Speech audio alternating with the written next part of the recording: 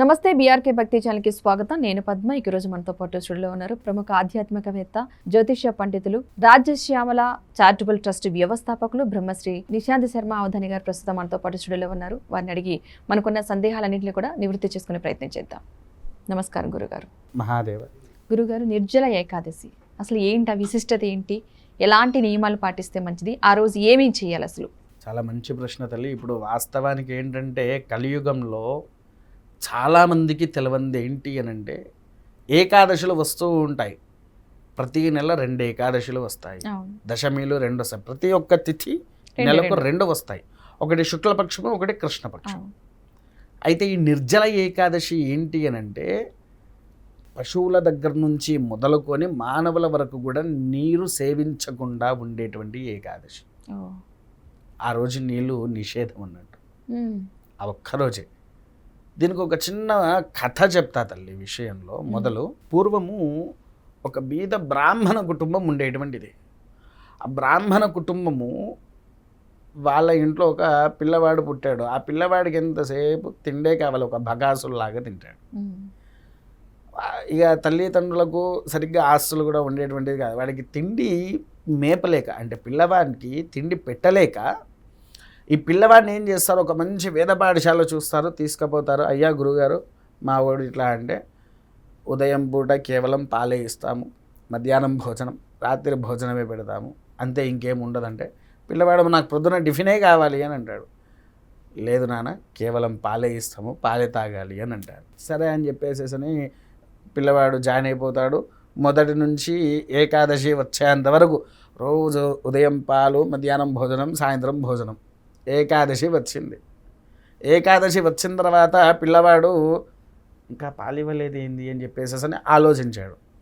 మధ్యాహ్నం అయింది, భోజనం పెట్టడానికి కూడా ఎవరు రావట్లేదు. భోజనశాల దగ్గరికి వెళ్ళేసరికి ఎవరు భోజనానికి కూర్చొని కూడా లేరు. పిల్లవాడు ఏం చేశాడు, కొంచెం ఆగ్రహమై గురుగారి దగ్గరికి వెళ్ళి నాకు ఇక భోజనం కావాలి, లేకపోతే నేను ఉండాలని చెప్పేసి గురుగారి మీదకి ఆగ్రహం అవుతూ ఉంటాడు.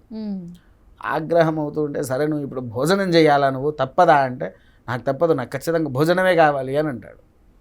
సరే, ఈ భోజనాన్ని వండుకునే పదార్థాలు ఏవైతే ఉంటాయో నీకు ఇస్తా, ఒక నదీ తీరంకి వెళ్ళు, నువ్వు మంచిగా వంట వండిన తర్వాత భగవంతుల వారికి నైవేద్యం పెట్టిన తర్వాతనే నువ్వు తినాలి అని అంటాడు. సరే అంటాడు. ఆ పదార్థాలన్నీ పట్టుకుంటాడు, ఓ నదీ తీరం దగ్గరికి వెళ్తాడు, అక్కడ పెట్టుకుంటాడు, కూర్చుంటాడు. మంచిగా వంట వండేసి భగవంతున్న, సరే నేను రాముని పిలుస్తాను, నాకు రాముడు ఇష్టం కదా అని రామ రామ జగ రామ రామ రఘుకుల సోమ రణధీర అని పాట పాడి స్వామివారిని ప్రసన్నం చేసుకొని పిలుస్తాడు. స్వామి నేను భోజనం వండా, నైవేద్యము తినిపోండి అని అంటాడు. సరే అని పాపం పిల్లవాడు ఒక్కరికే ఇచ్చాడు, గురువుగారు ఇవ్వడం కూడా ఒక్కరికే ఇచ్చాడు వంటనంతా. భగవంతుడు సాక్షాత్కారంగా రాముడే ప్రత్యక్షమై కూర్చొని మంచిగా భోజనం చేసేసాడు. తినడానికి పిల్లవాడికి ఏం లేదు. సరే అని చెప్పేసి ఇక పాఠశాలకు పోయింది. ఆ రోజు తినలేదు. తెల్లారిన తర్వాత భోజనం చేసి ఆకలి తీర్చుకున్నాడు. మరలా ఏకాదశి వచ్చింది. గురుగారు, నాకు పోయినసారి సరిపోలేదు, నాకు కొంచెం ఎక్కువ కావాలి, ఇద్దరికి సరిపడేటట్టుగా కావాలి అని అన్నాడు. సరే, ఇద్దరు నాన్న తీసుకొని పో అంటాడు. ఆ 2 మళ్ళీ కావాల్సిన పదార్థాలు ఇద్దరికి సంబంధించినవి తీసుకొని వస్తాడు. తీసుకొని వచ్చిన తర్వాత మళ్ళీ వంట వండి మళ్ళీ రామగీత పాడేసేసి రాముల వారిని పిలుస్తూ ఉంటే, రాముల వారు ఒక్కరు రాకుండా రాముల వారితో పాటు లక్ష్మణుడు కూడా వచ్చాడు. లక్ష్మణుడు రాముడు ఇద్దరు కలిసి భోజనం చేశారు. మళ్ళీ పిల్లవాడికి ఏం లేదు. మళ్ళీ బాధపడుతూ వెళ్ళిపోయింది. ఆ రోజు ఉపవాసం ఉన్నాడు. తెల్లారిన తర్వాత భోజనం చేశాడు, తృప్తిగా గావించాడు. మరలా ఏకాదశి వచ్చింది. మళ్ళీ సామాన్లు తీసుకున్నాడు, వెళ్ళాడు. మళ్ళీ భజన చేశాడు. ముగ్గురికి సరిపోయి తీసుకుపోయాడు. చేసేసరికి రాముడు లక్ష్మణుడితో పాటు సీతాదేవి వచ్చింది. ఇంకోసారి మళ్ళీ పిలుస్తూ ఉంటే మొత్తం హనుమంతులతో సారి 4 వచ్చారు. ఇంకోసారి పిలిచేసరికి భరత క్షేత్రజ్ఞులు కూడా వచ్చారు. గురుగారు, నాకు ఇట్లా కాదండి, ఓ 100 మంది తినేటట్టుగా కావాలి అని అంటాడు. అసలు వీడు ఏం చేస్తున్నాడు? ఈ సామాగ్రిలన్నీ తీసుకుపోయి వాడు ఎక్కడ పెడుతున్నాడు, ఇదంతా ఏం చేస్తున్నాడు వీడు అని చెప్పేసేసని గురువును విద్యార్థులందరూ కలిసి వాడికి ఒక పెద్ద మన ఎడ్ల బండి ఉంటుంది కదా, ఆ కాలంలో ఎడ్ల బండ్లలో మొత్తం సామాన్లు వేసేసి పంపించారు. 100 మంది అన్న చోట 200కి ఇచ్చి పంపించాడు గురువుగారు. పంపించిన తర్వాత వాడు వంట చేసుకుంటూ భజన గీతం పాడుతున్నారు. భజన గీతం పాడుతూ ఉంటే వచ్చింది అయోధ్యలో ఉండే ప్రతి ఒక్క జనాభా వచ్చారు. ప్రతి ఒక్కరు ఎవరిని వదిలిపెట్టకుండా రాముల వారు అందరినీ తీసుకొని వచ్చాడు ఆ పిల్లవాడు పెడుతున్న భోజనానికి. వచ్చేసరికి అక్కడ వాడు వంట వండేది కనిపిస్తున్నది, అన్నీ చేసేది కనిపిస్తున్నది. భక్తి గీతం పాడుతూ ఉంటే వస్తున్న ఒక్కొక్క జనాలను చూసి తర్వాత రాముల వారిని చూసేసరికి గురువుగారు దిగ్భ్రాంతి చెందారు. ఒక దిగ్భ్రాంతిలోకి వెళ్ళి, స్వామి పిల్లవాడికి నీ కరణ వచ్చిందా అంటే, ఇన్ని రోజుల నుంచి వాడిని ఉపవాసం ఉంచిందే అందుకు, వాడికి ధర్మం తెలవాలి, జ్ఞానం తెలవాలి అనే ఆలోచనతో రాముల వారు పరివారాలను తీసుకొని వచ్చాడు. వాస్తవానికి ఏంటి అని అంటే, ఏకాదశి రోజున మనము ఎందుకు ఉపవాసం, మనమే కాదు దేవతామూర్తులతో సహా ఇప్పుడు ఆలయాలలో కూడా చూడండి నైవేద్యం ఉండదు, ఎప్పుడు ఏకాదశి ఒక్కరోజు మాత్రమే.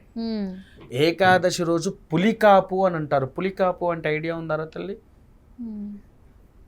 ఇంట్లో ఉండే దేవతామూర్తుల ఫోటోలు చాలామంది, అయ్యా మేము ఎప్పుడు ఫోటోలను కడుక్కోవాలి, విగ్రహాలు ఉన్నాయి ఎప్పుడు తుడుచుకోవాలి అని అడుగుతారు కదా.